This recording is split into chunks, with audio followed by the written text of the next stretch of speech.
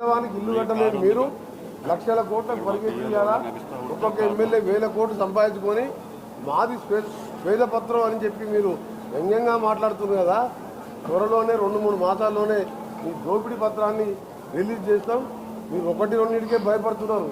ఇక ముందున్న అసలు ముసళ్ళ పండుగ తప్పకుండా మీకు ప్రజలకు మీరు ఇలా ఏమి చేయకుండా ఇలా జీతాలు లేని పరిస్థితి రాష్ట్రాన్ని దివాలు తెప్పించి ధనిక రాష్ట్రమైన ఈ రాష్ట్రాన్ని ఇలా దేశం సిగ్గుతో తలదించుకుంటున్న దేశంలో ఏ ప్రభుత్వం అయినా జార్ఖండ్ లాంటి పేద రాష్ట్రం 1వ తారీఖు మ్యాండేటరీగా జీతాలు ఇస్తారు. 1వ తారీఖు సండే అయితే 2వ తారీఖు ఇస్తారు. పెన్షనర్స్కు 2వ తారీఖు ఫస్ట్ సెకండ్కి శాలరీస్ ఇస్తారు.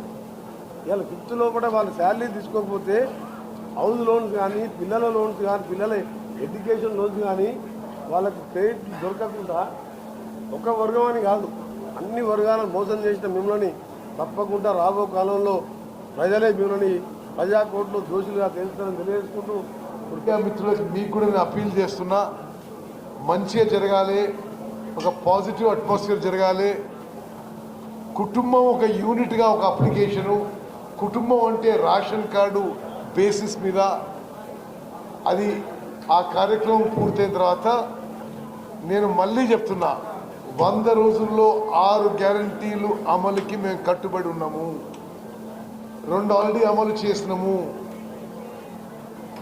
ఆర్టీసీ బస్సుల్లో మహిళలకు ఉచితంగా ప్రయాణం, 10 లక్షల రూపాయల వరకు అన్ని హాస్పిటల్ల ఫ్రీ ట్రీట్మెంటు, 500 రూపాయలు గ్యాస్ సిలిండరు కార్యక్రమం ముందుకు పోతుంది. మరి ముఖ్యమంత్రి వర్యులు క్యాబినెట్ డిసైడ్ చేసిన డేట్ లాంచ్ అవుతుంది. రెండో విషయం, ఇరిగేషన్ శాఖ మంత్రిగా నా డ్యూటీ, నా రెస్పాన్సిబిలిటీ ఉమ్మడి నల్గొండ జిల్లాలో చాలా కాలం నుంచి పెండింగ్ ఉన్న ప్రాజెక్టులు పూర్తి చేయించడం. చాలామంది పెద్ద మనుషులు వచ్చి మీకు డైలాగ్ గుర్తు చేస్తా, కుర్చీ చేసుకొని కూర్చొని కట్టిస్తా అని. బాలు నాయకు తెలుసు, అందరికీ తెలుసు. ఆ కుర్చీలు ఎటు పోయినాయో, ఆ కుర్చీలు ఎటు పోయినాయో, కుర్చీలు ఎన్నో కుర్చీ చేసుకొని కట్టిస్తాడు. ఏ వెంకన్న ఎన్ని చోట్ల అసలు చోట్ల కుర్చీ చేసుకొని కట్టిస్తా, కుర్చీ చేసుకొని కట్టిస్తాడు. ఆ కుర్చీ లేదు, కూర్చొని లేదు, కట్టించలేదు. ఇప్పుడు తప్పనిసరిగా ఈ టర్మ్లో పూర్తి చేస్తాము. మేము అందరం ఇక్కడ కూర్చొని మాటిస్తున్నాము. ఉమ్మడి నల్గొండ జిల్లాలో ఉన్న ప్రాజెక్టు పూర్తి చేస్తాము, పెండింగ్లో ఉన్న ప్రాజెక్టు పూర్తి చేస్తాము. సివిల్ సప్లైస్ నేను మరీ ఎక్కువ అనకుండా ఒకటే అంట, ఈ రాష్ట్రంలో ప్రతి రైతు ప్రతి పౌరుని జీవితాన్ని టచ్ చేసేది, నిరుపేదని టచ్ చేసి సివిల్ సప్లైస్ డిపార్ట్మెంట్.